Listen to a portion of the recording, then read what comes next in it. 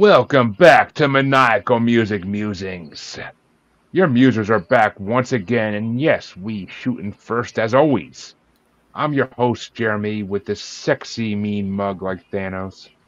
I get that killer instinct when I'm drinking a big shot out of my Yeti cup in my room. I know I need to calm down, but I'm with all the stars and the good fellas. You know, they don't fuck with us. My co-host, though, is a two-way freak who knows the ways of the Stringar. He keeps looking for the paramedics, saying, why they always pass me by. He knows he must hold on because the rising is coming down below. It's a motherfucking grife. Hi. That's right, folks. We are back once again with another amazing episode for you. You're welcome. And, of course, we brought out some guests to help us out as always. And our guest this week is Ezekiel Williams, host of Let's Gather podcast. I don't know why I can't say that word. But welcome, Ezekiel. Glad to have you, brother. How you doing this fine, somewhat chill night? First, thank you for having me, and I'm doing well. Glad to hear it. Glad to hear it. So, I know, because we talked previously, but I know on your podcast you kind of do like a mix of everything. Mm-hmm. So, what really was your entryway into music? Always a cool thing to find out. So, for music, pretty much just heard my mother and my grandmother playing the radio when I was a kid. So, I had Hot 97, Power 105. And first artist I really liked was Jay-Z. Like, the only artist I could really like name. And then around middle school, 8th grade, then 9th grade, high school is when I really started listening to music. I had my own cell phone, so I could listen on the bus. And that's when I really dived deep with like Drake. And then Kendrick came on the scene, J. Cole. All right, yeah, but I'm gonna call that the more mainstream path than me or my beloved co-host took. So it's all good. It's all good. The mainstream is mainstream for a reason, unfortunately. But what album did you want to grace us with this week? So this is the 2018 Black Panther soundtrack, which was produced by Kendrick. Yes. And this is the music, not the orchestra. Yeah, because we had a conversation about that earlier about like how when he first sent me that picture, I was like, "Oh crap! Tell me this isn't just the ambient music from the background of the movie." Like I really don't want to do that. It's not the score. It's the soundtrack. Yeah, they're actually very similar looking on Spotify. So I was like, which one? But I made sure it was the right one, and we're good. So, what made you want to bring this album though? The movie is very dear to me. It was like one of the last movies I seen with my grandmother before she passed, and then the soundtrack itself was just always amazing, and I always just like go back to it every once in a while. All right, damn good reason right there. I honestly don't think I could tell you that. My grandmother's still alive, and I don't think I can remember the last movie I saw with her. So she can't get to the movie theater that easy. But and I honestly don't know these days why the hell I would take her to see. I really don't. But, well, I'll let Chancey go first. Chancey, what did you think of the Black Panther soundtrack? I thought it was pretty cool. I liked at first, I thought it was just kind of like you know how there every now and then they'll have an artist do a soundtrack like solo for the album itself, and when I realized it, the compilation of all the other artists and everything, and then looking into it and finding out that he produced it and everything, it really was a bit more of an exposure for me. And I thought it was really awesome about how everything worked. Like there were some songs that I enjoyed than others than stuff like that. But even the ones that I really didn't enjoy that much all had, not necessarily redeeming quality to say that it was lacking in some capacity. It just, it all had something.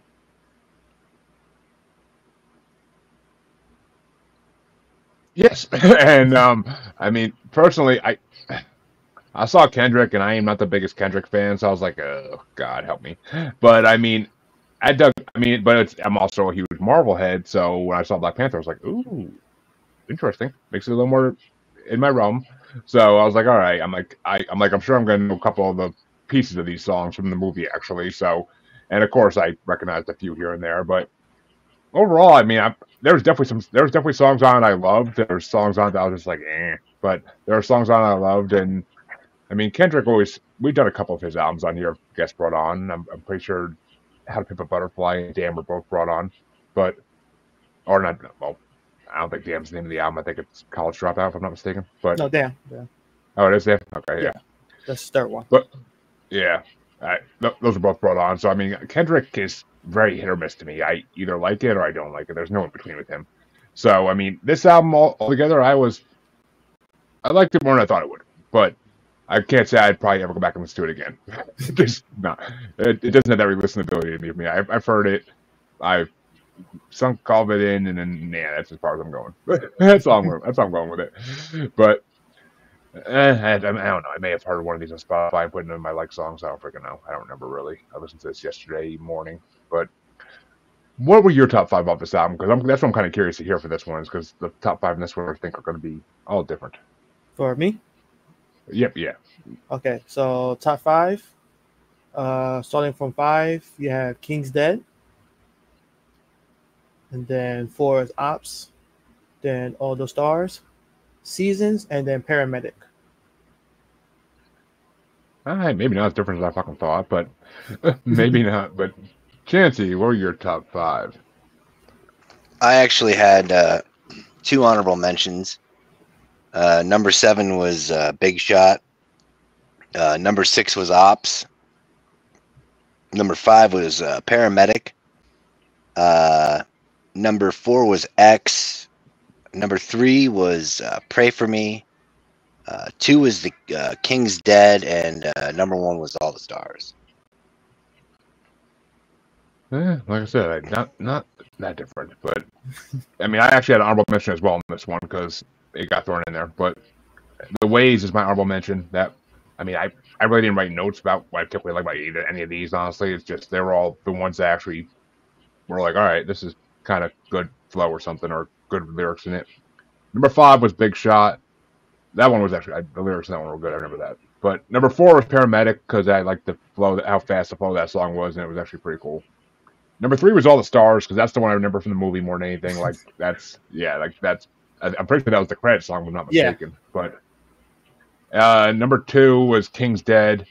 And number 1 was Ops, because Ops was actually badass as shit. So I enjoyed the fuck out. That was like the standout song. Like it sounded different from every other song on the fucking album. I was like, what the fuck is this in the middle of the sandwich? Like, I found the hidden tuna. Yeah. But, I mean, yeah. So, I mean, overall, it wasn't a horrible CD overall. I enjoyed it. I mean, Kendrick, yeah. But, I mean, it's just, it wasn't bad. It wasn't bad. I mean, I'm sure there are a lot of other soundtracks I would have liked a lot worse. So... It's in the middle of the road. It's in the middle of the road. Other guests have gotten worse, so. But, Sir Chance-a-Lot, we're going to kind of stay in the same realm a little bit. Kind of. What album did you want to bring this week? Well, I mean, you know how it goes. You send me the albums, went to the list, hit random, and one of the songs off of this album came up on my randomized playlist, and I realized that I hadn't actually brought the album yet. So I was like, hey, I'm going with it. You know, we've brought I think we've both at least brought one album from the band, or the group, I should say. But this time around, I went with 3 6 Mafia's Choices. Yeah, we both have brought selections from this group, though different iterations of the group. But I haven't brought one of my choices for the classic iteration yet. But I actually went and checked the list. I'm like, didn't he really fucking bring this one? But I was like, okay, I'm mistaken. But I checked the fucking list on this one. But Ezekiel, what did you think of 3 6 Mafia? So I'm kind of familiar with them with the theme song for Mark Henry when he was in WWE. Yep. Mm-hmm. And then the Get Fly song. Yep. Yeah. So very mainstream. Yeah, definitely always been into the group. And then when they won that when they won that Oscar for Hustle and Flow, I was like, oh. So what you think of this album particularly? I mean, because this is actually like this is where people get differ because it's like the middle of the road 3-6 Mafia. It's like post underground, like right at the start of like them like becoming mainstream. I was. It reminded me of the early 2000s, like the songs. I was like, the subject matter. I was like, oh, this is very different from what I'm just used to listening to. And then I was like, I can see why some people had some apprehension about the music that people were playing. This ain't nothing compared to their fucking earliest shit. Their earliest shit is hardcore to its pure form, and it's freaking incredible. That's why I've been holding it back until I have the right episode to bring it. But it's the earliest albums are fucking incredible. But yeah, it was 3-6 Mafia. As soon as I saw Chance to Bring, I was like, oh god, 3-6 Mafia again. And I'm like, I love them, but this is the beginning of the era I don't like of them. Like I mean, yes, I love that Lord Infamous was still with him on this one. It's probably right before he got kicked out of the band. So, I mean, I love that he was there. That always makes it better with 3-6 when Lord's around. But, I mean, it wasn't bad. I knew a lot of these songs already from various other reasons. I mean, I've been listening to 3-6 Mafia for decades at this point, so I know some of these songs, but some of them are just ones I'm not a fan of. Some of them I like, actually, a lot, but some of them, yeah, a lot of them I'm not a fan of. I got way less on this album than I would on any early 3-6 Mafia album when I was making a list. So, but can't say your album. What are your top 5? Well, I mean, obviously, I have 4 honorable mentions on this one. Obviously. So number 9 for me was Mafia. Number 8 was Slang and Serve. Number 7 was You Got the Game Wrong. And then, honestly, to keep it fair, for my last honorable mention, I actually put Baby Mama. Because if I hadn't have put it in my honorable mentions at the top of the honorable mentions, it would have been at the top of the overall list, and that just wouldn't have seemed fair. So my number 5 is actually OV, and it's specifically because of the fact that it's got so much Lord Infamous in it. Mm-hmm. And number 4 is Two-Way Freak, because I mean, that's almost as iconic off of this album as Baby Mama is. And well, that's not. I mean, there's a few songs that are fairly iconic when you hear them on their own, and then you realize they come from this album. You're like, oh, okay, shit, that's good. But number 3, I'm just gonna call it Gangsta. But number 2 is This Bitch and Dat Ho. You know, because I mean, between Country Black and Ludacris, you know, that's a pretty good thing you got going there. You got Project Pat, you got Ludacris, and you got Country Black all together. And number 1 is Pass Me, also a brilliant exhibition from Country Black as well. It keeps sounding like you're saying Country Black, and I'm like, I know he's not, but I'm like, it sounds like you are. I'm like, no. I'm like, I know you're not. But I'm like, who the fuck is Country Black? It's Country Black. Yeah, I'm well aware. But what were your top 5 off 3-6's album, Ezekiel? Two-Way Freak, OV, Gangsta, Baby Mama, and I Ain't Going. All right. See, I couldn't put that was a good one.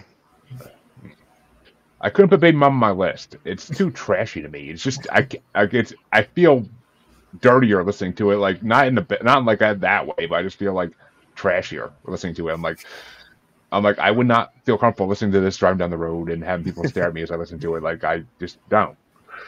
But I did have 2 honorable mentions because it is 3-6, and my number 7 was Pass Me, because, you know, they've always done good weed smoking songs. Come on now. Number 6 was OV, because fucking Lord. I gotta bring some of his solo shit eventually. But my number 5 was They Don't Fuck With Us, because that song was gangsta shit. my number 4 was Mean Mug because of the piano and the beat throughout the whole song was fucking. I thought that was incredible. I love when they do good piano in any beat. But my number 3 was Two Way Freak, because how the fuck could it not be? And I'm pretty sure that was in our Gangsta Boo bracket, wasn't it? I think, Chancy. I'm not sure. It was. Okay, I'll say I thought it was because I remembered it somewhat. But my number 2 was Posse Song, because whenever they do a Hypnotized Camp Posse song, it's always fucking fabulous. And I'm pretty sure Lil White was in that one too. I don't know. This is pre Lil White. I think I'm thinking of another Posse song, but it was an amazing song. And my number 1 is We Shootin' First, because that fucking song was just pure 3-6. That's pure 3-6, like amazingness. That could have been on the first album they ever put out. It would have been from that era still. So We Shootin' First is my number 1. First for 1, yeah. I mean, it's 3-6. You can't go wrong, really. I mean, I can't say I liked a lot of these songs, but I wouldn't want. A lot of them don't have the re-listenability to me. And plus, what was that one song? Because there's one song where they literally stole the lyrics and beat from Late Night Tip. Like, there was one song, and it pissed me off, because I'm like, this is the fucking lyrics from Late Night Tip. Are you fucking kidding me? Like, if you're taking one of your greatest songs and you're putting it in this shit? Like, what? No. Like, Late Night Tip is one of the best fucking songs they ever did. But, I forget what the name of the song was, but it fucking pissed me off. So bad. I almost forgot about that. It pissed me off yesterday.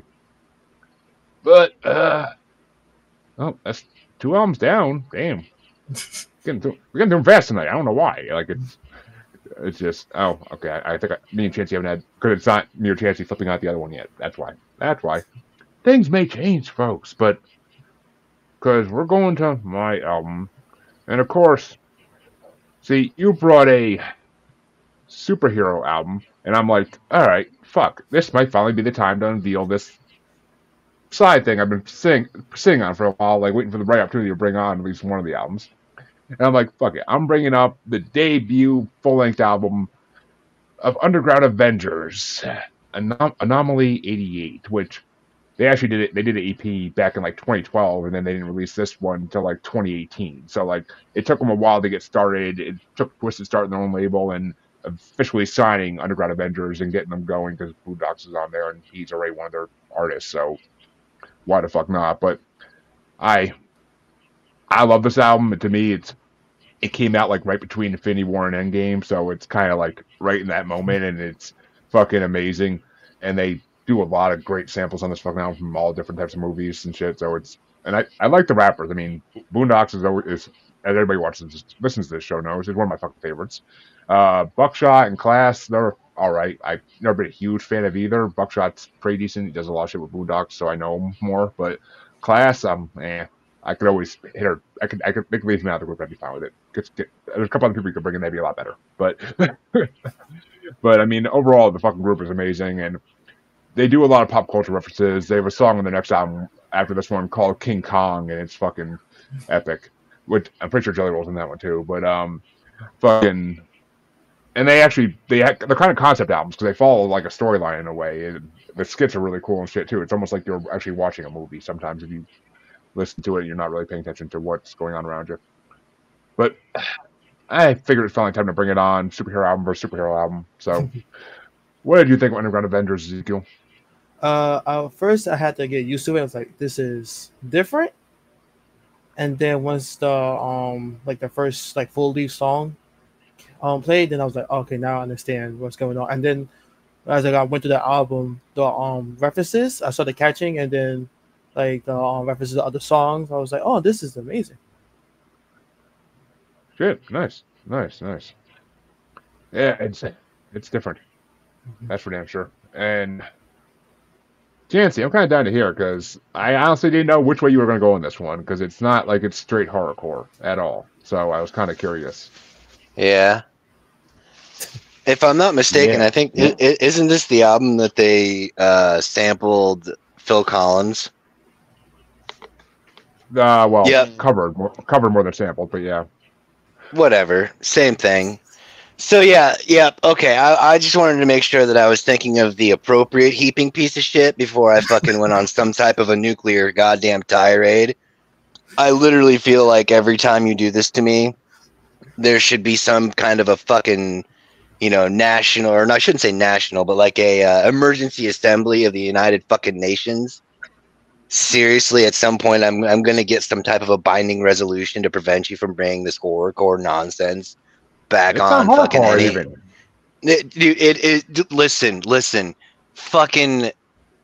Just all you have to do is go to the main page on YouTube Music, and the overall opening picture is old boy with it's probably just face paint, but it looks like he's one of those guys that got the Juggalo shit tattooed on their face, like Forever style. And it's like, oh, this again.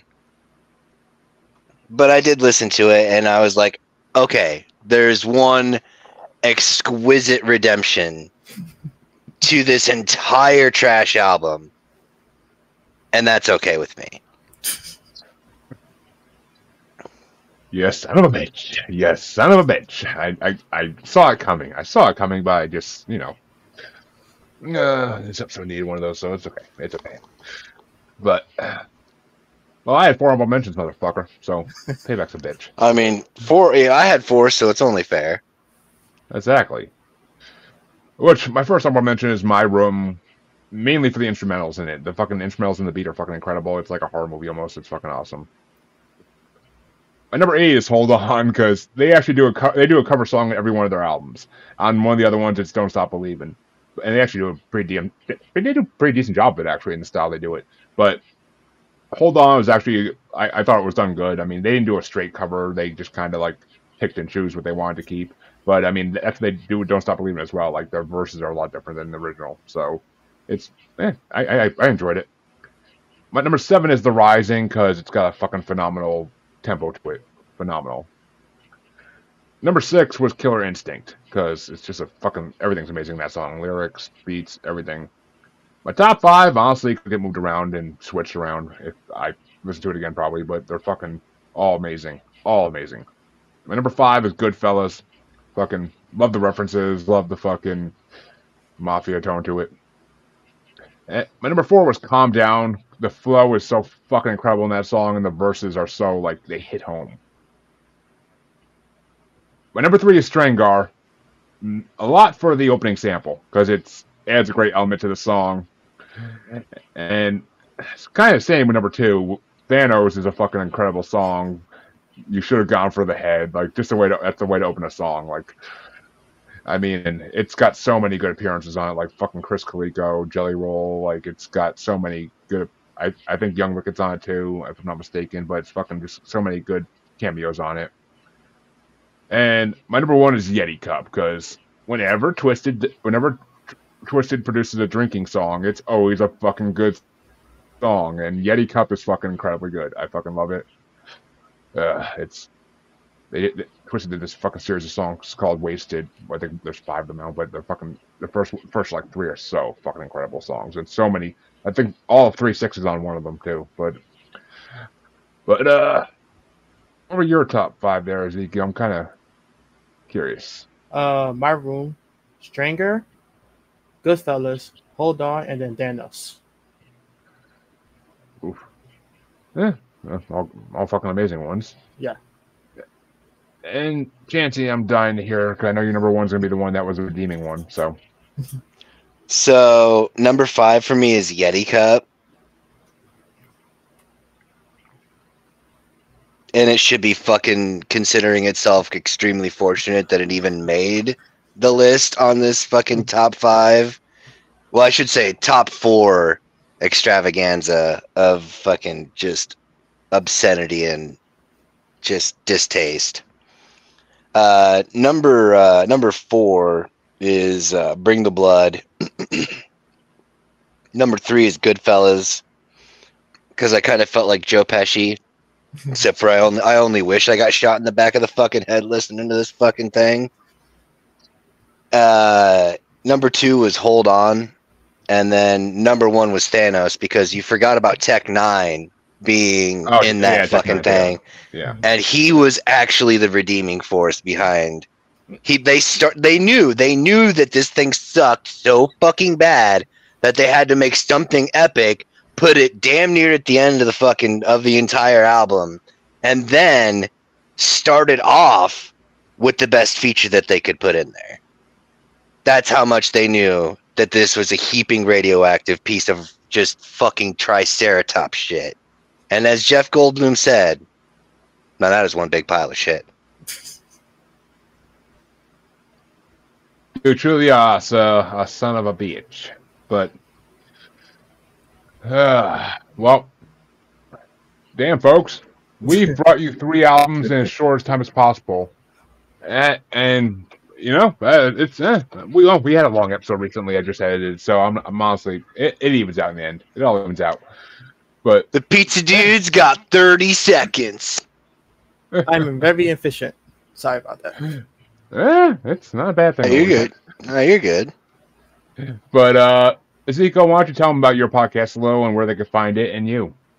So I am the host of the Let's Gather podcast. You can find it on all major platforms, or you can go to the letsgatherpodcast.com. And it's about me interviewing my guests about their interests and their careers. So some episodes are about anime. I speak to authors, directors, and things of that nature.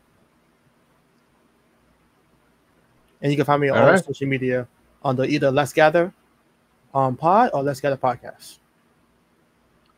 Well, there you go, folks. Go check it out, and as juggalos do, gather.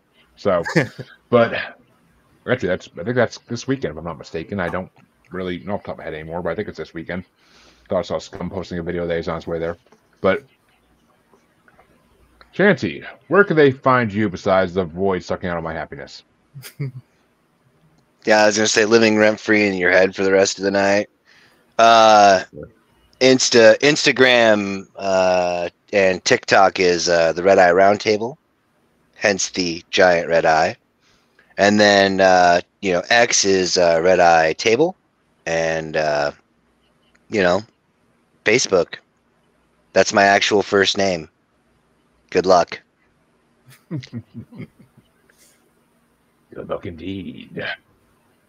And, of course, you can find both your musers on Facebook as the Uncensored, Unapologetic, and Untamed UQ Podcast Collective.